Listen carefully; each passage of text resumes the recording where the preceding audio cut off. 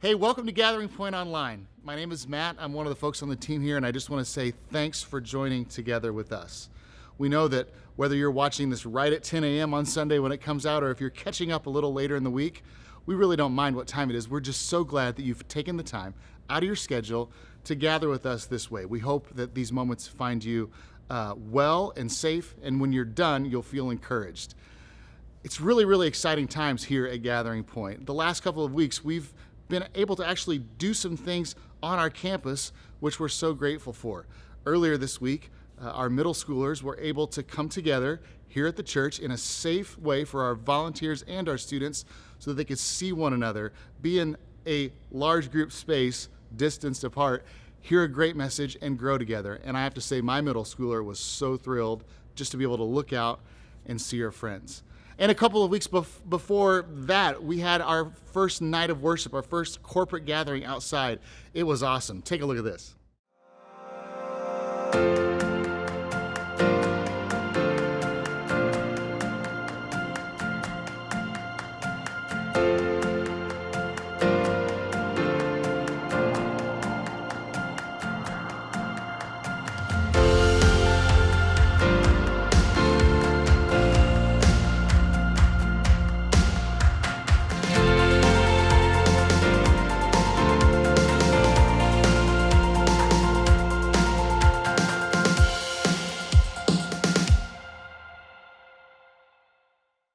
I'm still kind of living off the energy of Night of Worship. That was one of the best nights of my last few months. It was just so great to look out and see faces from folks from our church, from our community that gathered together safely and they could worship God together. And I'm excited to tell you we're doing it again. August 9th, another night of worship, weather permitting, here at Gathering Point. Signups are available for you right now, and you can find that on our Gathering Point app or at gatheringpoint.church/night of worship. Sign up for a circle or a parking space there. There's plenty of room. You're going to be safe, and I promise you, you'll be inspired after you leave. Well, I'm very excited to continue our series for Kankakee County, hearing incredible stories of how people in our community are making a real impact, not just here, but literally around the world.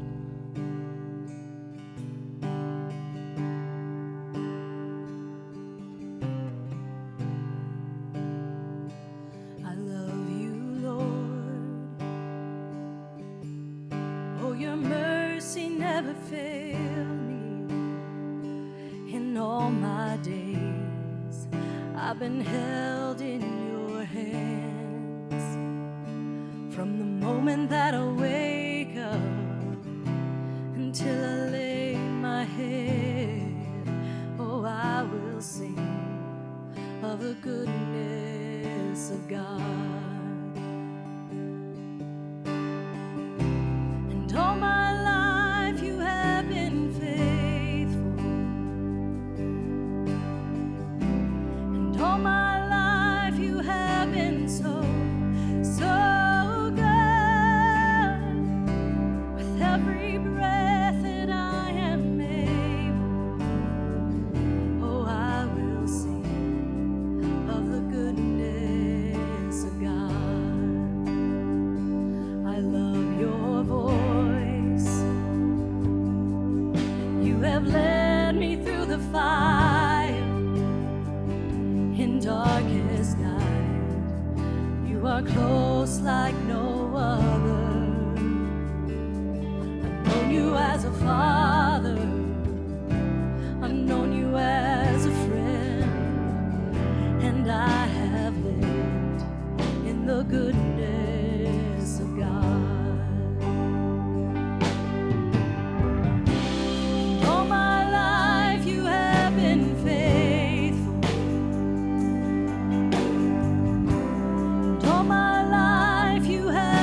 So good.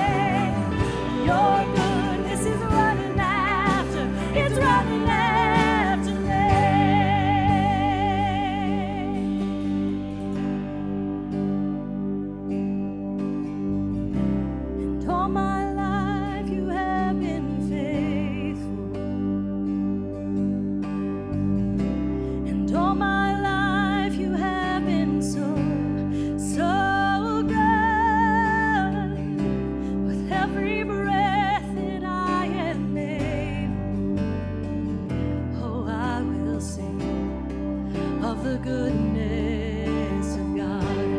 I'm gonna sing, I'm gonna sing, yeah. All my life you have been faithful, and all my life you have been so, so good. With every breath that I am able, oh, I'm gonna sing of the goodness of God. Yes, I'm gonna sing of the goodness of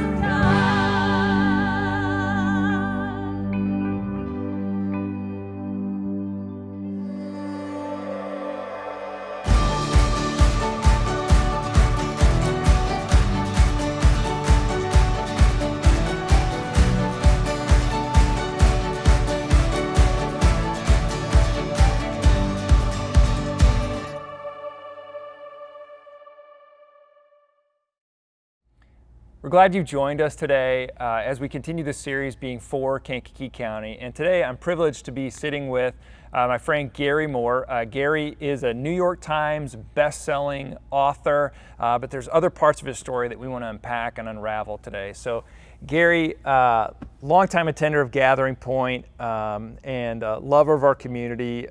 You first were best known as a best-selling author. You wrote a couple books that showed up. What were those books? And Playing with the Enemy was the first book. Hey Buddy was the second. The Final Service is the third, and I have 3 more under contract that'll be out over the next 2.5 years, if New York ever opens back up and the publishing world ever starts again. Yeah, who knows? Who knows on how those pieces are. What I want to talk is you through this process of becoming a best-selling author have become known with the moniker of America's storyteller. America can't have a storyteller unless there's a local storyteller. And so in the process of all this, you started a local column in our local newspaper. Tell us how you began to be a part of that. I was speaking at a Kiwanis event 4 years ago, I guess, and Phil Angelo, who had just retired from the Daily Journal, was there. And we were talking, and he was talking about my writing. He'd read my 3rd book, and he'd tell me how much he enjoyed it. And I said, and I admire his writing. He's an excellent writer for the Journal for years and years. And I said, I'd love to write a column for the Journal. And he stopped, and he said, he says, I'm not there anymore, but I know the Journal would love to have you write a column. He said, why don't you write one, send it to me, so I can know what it is. So I wrote the column about optimism, and sent it to Phil. Phil took it to Mike Fry. Mike Fry called and he said, we got an open slot on Thursdays, let's run it. And I said, great. And I just started writing the column. So when you're sitting down to write this column, this weekly column, what are you using for inspiration and what are you watching? I mean, for those of you who haven't read it, kind of bring us up to speed on what kinds of things you're looking for in that column. Well, the column's called Positively Speaking. Mm-hmm. And so I'm looking for anything that is uplifting, encouraging, motivating, things that would help people in their everyday lives. It's newspapers have lost so much of their readership, and I'm convinced it's because it's all negative. I mean, they're reflecting the news. The news has never been more negative than it is today. And so when people read the newspaper, they don't feel very good about what they're reading, and they unsubscribe. And so I've been kind of telling newspapers across the world, hey, you need more positive content. Everything in the world isn't bad, and we need to be encouraging and uplifting to your readers. So you start finding and worlds kind of collide because the for Kankakee County thing that we're talking about in your column, oftentimes the two kind of cross paths, which was fascinating and interesting to watch and be a part of. And then this column really takes off, and now it's syndicated in how many papers? I'm in 60 papers in the United States, and I think I misspoke before. I'm actually in 7 publications in Australia. And this all started from this local conversation where you begin to talk about some of the positive things that you have been experiencing. What's that journey been like for you as you continue to write this column? Well, it's fun. It's interesting because I have so many people will contact me and they'll say, oh, you wrote this column just for me. And I know you hear that about sermons sometimes. People will say, oh, that sermon was just written for me. Yeah. And God is funny in that way. Because I'll have people say, well, you wrote this column just for me. And my response is, no, I wrote that column just for me. Usually, if you read my columns, you know what's going on in my life. And I'm really writing them to encourage me and to uplift me and to motivate me. And since it works for other people, that just makes it more fun. Sure. Let's talk about that. You encouraging you, and I think this will come as a surprise to some and not for others. But right now, you're in the middle of a great battle. What can you tell us about that? Well, for the last 2 years, I've been having stomach pain, and I'd been to doctor after doctor, and they couldn't find anything at all.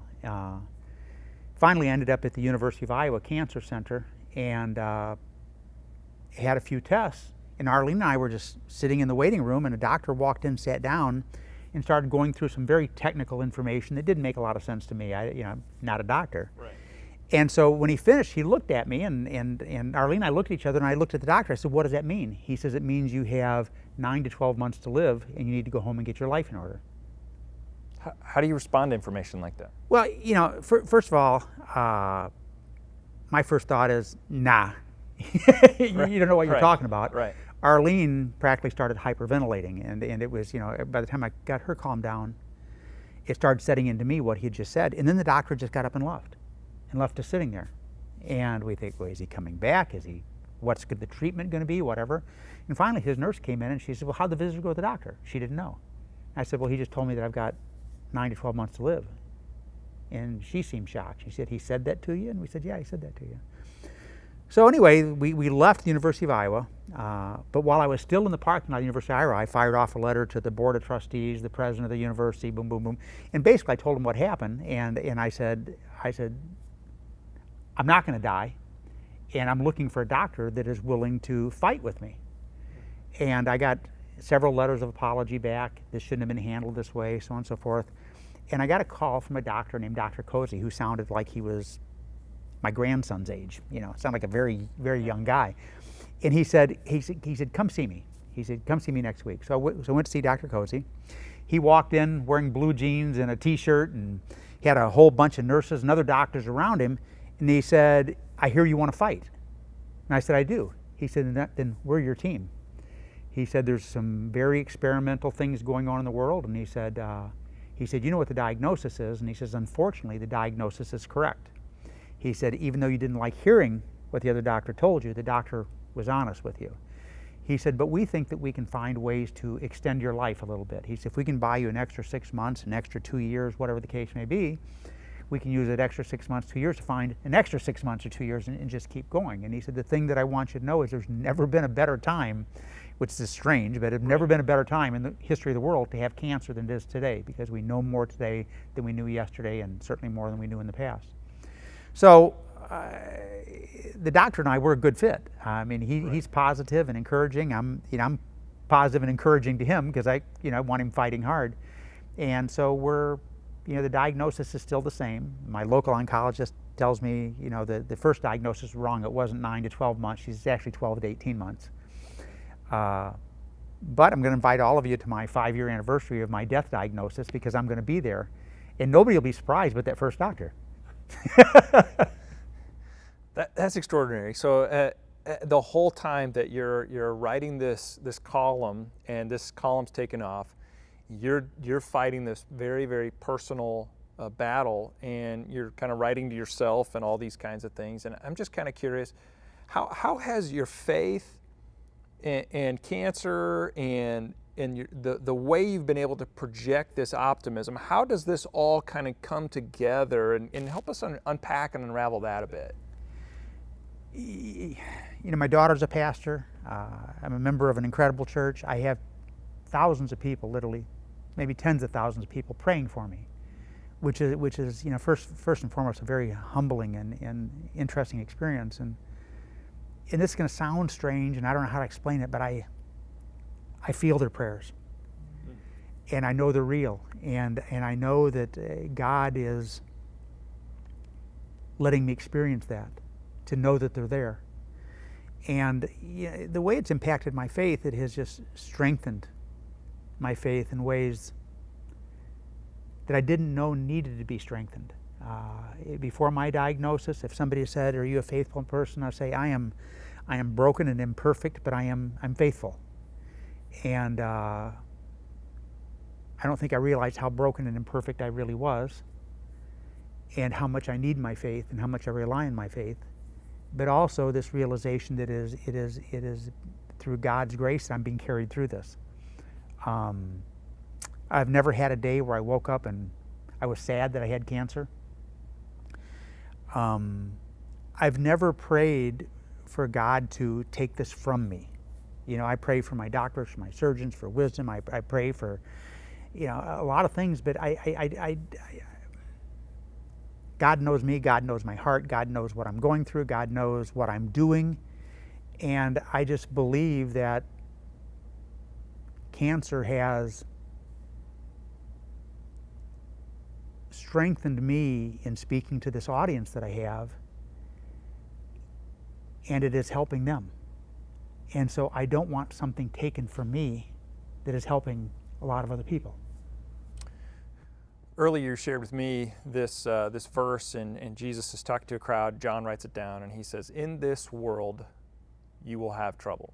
Yeah. What's the rest of that, and how has that begun to impact you? And I'm suffering from chemo brain, so I've got this scripture memorized, but I wrote it down because I thought I'd get here and all of a sudden start fumbling. But in John 12:27, he says, "Now my soul is troubled, and what shall I say? Father, save me from this hour?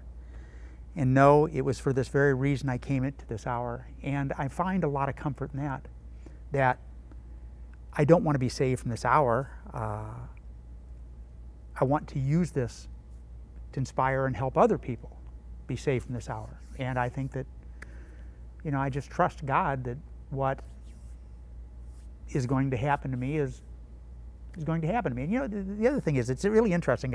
People say, are you afraid? Are you scared? Are you sad? Are you angry? And the thing I keep going through when they say that to me is, I said, well, wait a minute. If we really believe what we say we believe, we shouldn't fear death. No, I want to stay with my family as long as I can. But I also know that time is a very relative thing. And when I pass and I'm in heaven, I think like that, I'm surrounded by my friends and family. I don't know that it's gonna be sitting there waiting for them all to die. It's right. And so I just trust. I want to stay around as long as I can, but I feel like I'm in God's grip, and I'm okay with that. So we have several people, not just at this church, but also in our community, who are right now at different stages in the cancer journey. Some are just been given diagnoses, others, and we also have people that have been given other diagnoses. And you're a little further along in your journey. What would you say to them right now? There's a lot of things I would say. First of all, pray. Give it to God first and foremost. Second of all, don't believe your doctors necessarily. Question them. And I'm not saying that they lie to you. That's what I'm saying. But what I'm saying is, they know the data. They don't know you, and they don't know your faith. They don't know your strength. And